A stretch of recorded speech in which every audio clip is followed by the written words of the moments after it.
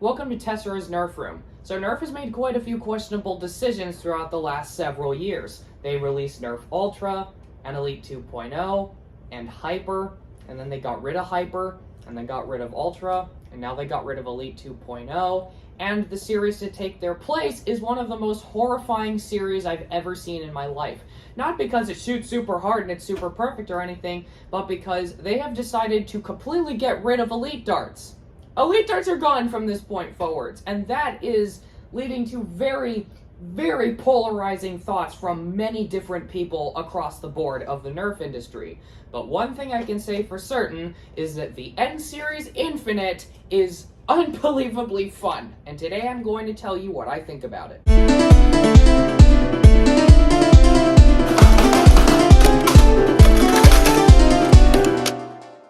I have not decided if I want to address the N1 darts in today's video or in a completely separate video made further down the line, but I am going to go over brief detail about how these darts work and how they're different from standard Elite darts and why the fact that they are a thing now may be the best decision Nerf has ever made or the worst one, and I have yet to find that out yet. But for right now, we're going to take a look at this blaster. The Infinite is a 2024 release out of Hasbro in the brand new N-Series line, making it the biggest kind of flagship primary of the whole series. It costs $40, which, side note, is really good for a flagship primary, and is a chain, magazine, and clip-fed, pump-action, slam-fire-enabled monstrosity.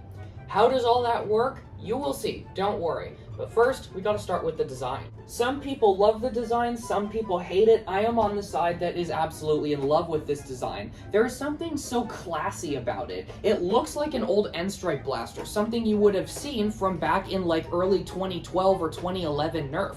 It looks absolutely amazing. I love the way that this shell looks. It's simultaneously really smooth and basic, but has lots of little intricate greebling details. Some of these angles are so complex, and they just make it look absolutely amazing. Like the way that this line, which seemingly generates out of nowhere, turns into the grip guard, and then that follows back and turns into the primary stock. It's just something really nice about this blaster. There is something so cool about the design here, and what's even more interesting and what I like even more than the design itself is the shell pattern on here.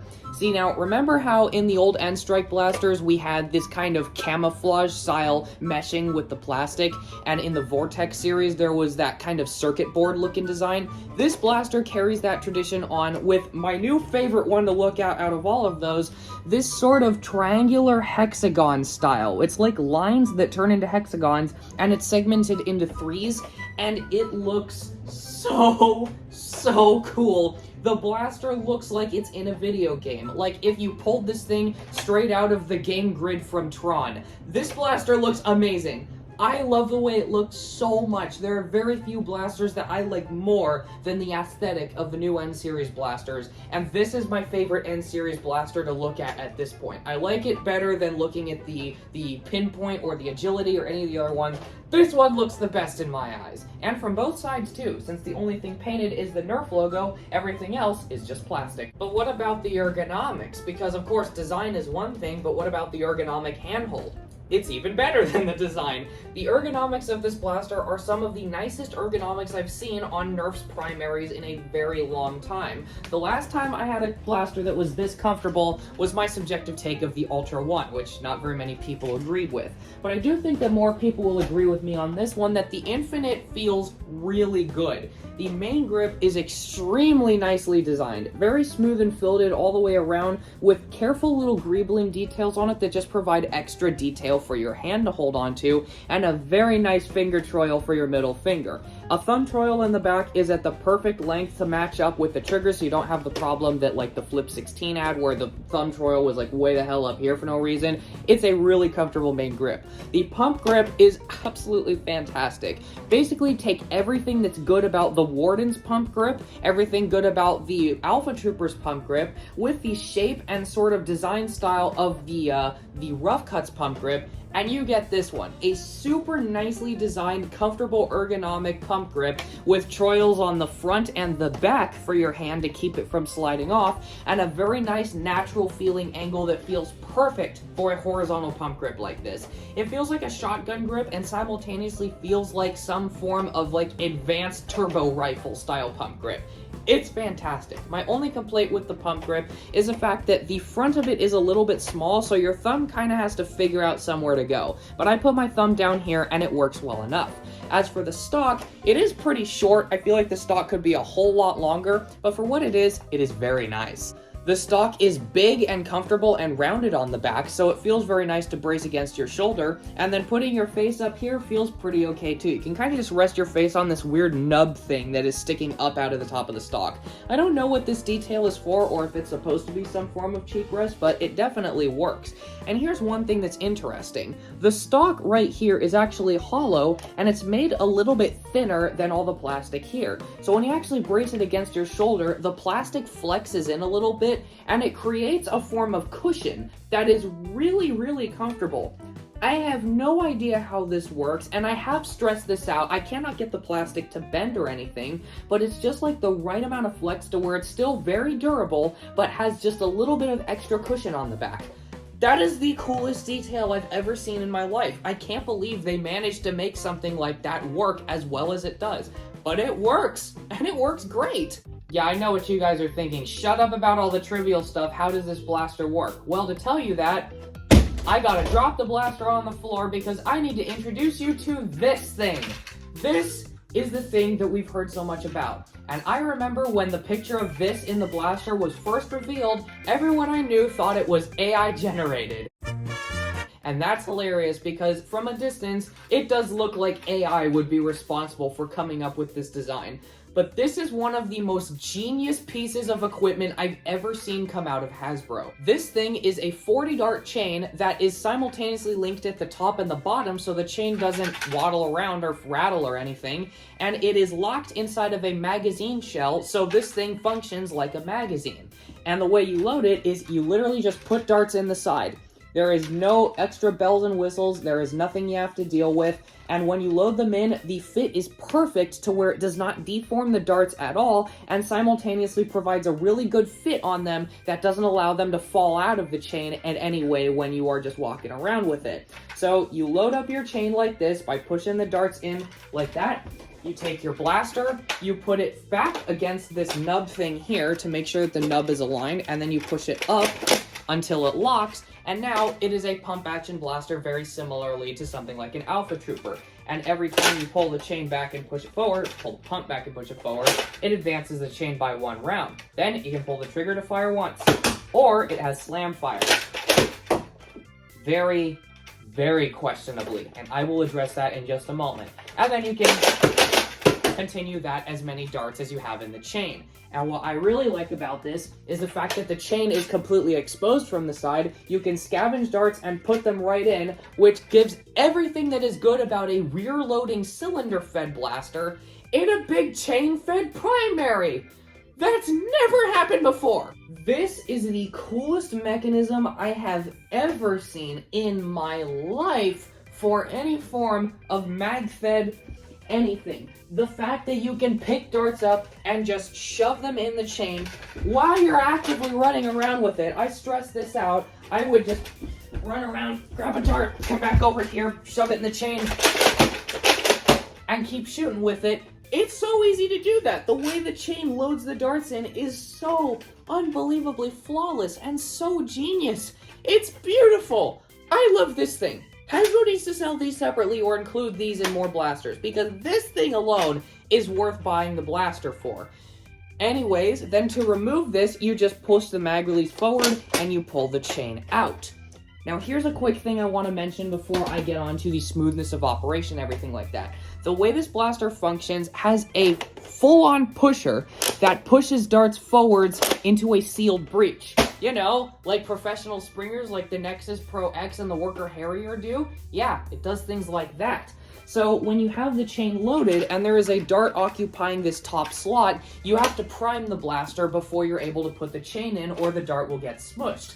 But if you don't fill the top spot, you can just put the chain right in. Since the chain doesn't get in the way of the pusher, it doesn't cause any issues. So you can just load the chain in or take the chain out without priming the blaster at all, which is very good when it comes to modding, because that means you can take the air restrictor out of this thing without fear of having to dry fire it to get the chain out, which is really important because I hate dry firing professional springers and you shouldn't do that at all. The prime of this blaster is so close to being really, really unbelievably good because it's very smooth and it has a very satisfying click to it when you reach the back and an even more satisfying click when you reach the front. And surprisingly enough, the chain actuation isn't even that rough. It just kind of pushes forward. You don't really notice it unless you're actively trying to feel for it. The slam fire is also pretty good, except for the fact that there's an awkward extra click when you hit the back, only when you slam fire it.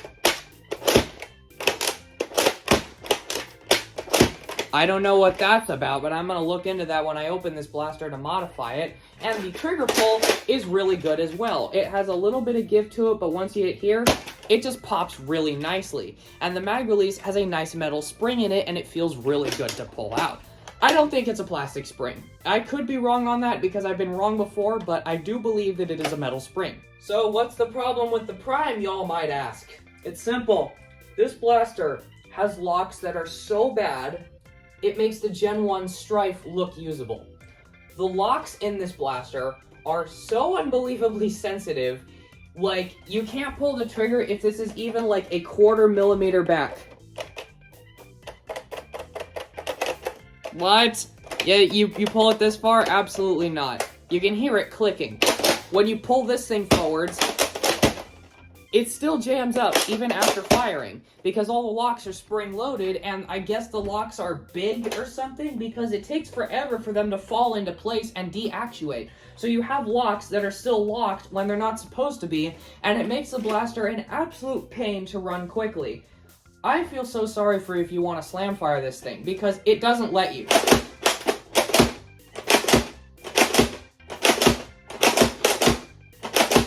The locks are just too sensitive and they literally do not let you slam fire the blaster as you should be able to. So do yourself a favor. If you want to buy this blaster and use this blaster for what it's intended to, open it, remove the locks, put it back together. Trust me, it will get a whole lot better because I can only imagine how nice this blaster would be without the locks in it. And as soon as I'm done filming this video, I'm going to go downstairs, break out the screwdrivers, and get these freaking locks out of the blaster. But for right now, I have to put up with it because I have to leave it stock for the review. Speaking of stock, let's fire this nugget.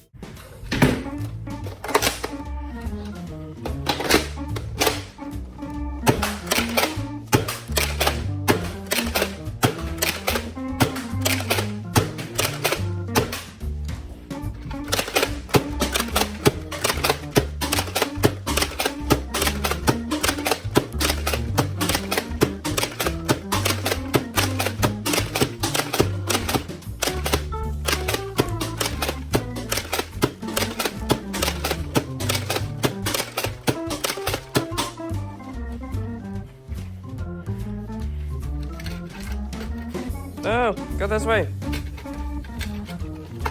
I'm gonna get used to this. I'm not used to this at all.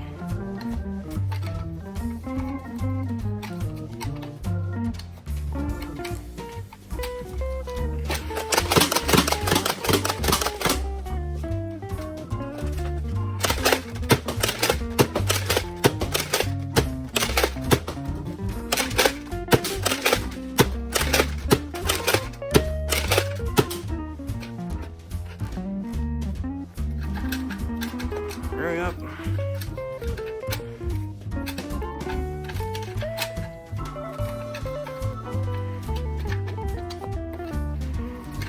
It's not even a bad time to give up.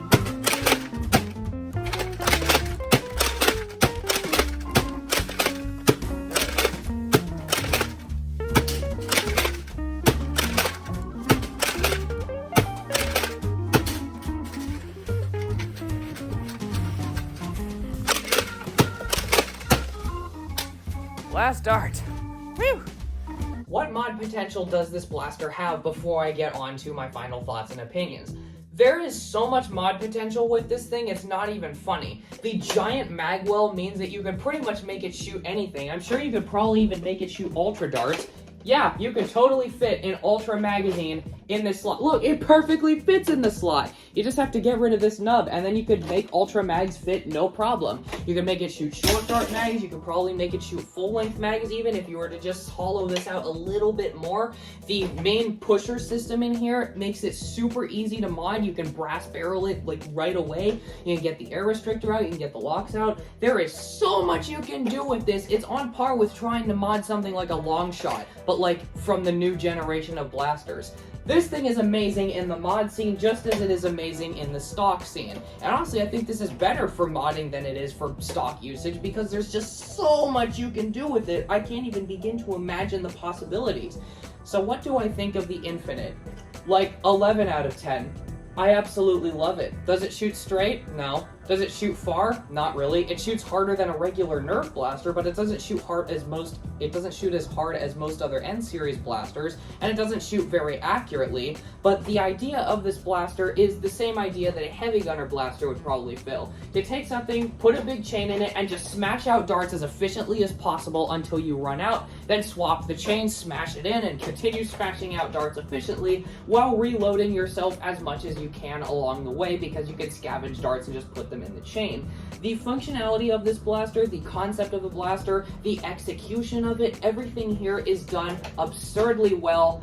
Well done, Hasbro. I don't think people have given this blaster nearly enough credit for what it is, because there's really nothing else like this, and it's been a very long time since Hasbro has done something completely new and original, and done it with 100% confidence and nothing being cheaped out on. Even the Double Punch, they cheaped out on a lot of stuff with that blaster. The Moto Blitz, the same thing. The plastic feels very cheap. This thing feels like a good old Elite blaster, even maybe an N-Strike blaster. It's comfortable, it's efficient, it's fun, it works, and there's so much mod potential I don't know where to start, and I can't even begin to imagine where to end. Absolutely, I recommend picking this thing up 100%. Even if you are not interested in N-Series yet, the blaster gives you a crap ton of darts to start with, so the possibilities are completely limitless. And speaking of those N-Series darts, I am going to do a video on those later on, discussing them, at least after I've done some reviews on some N-Series blasters. But with all that said, if you want to buy this blaster, I'll link it in the description below. Thank you for watching. Bye.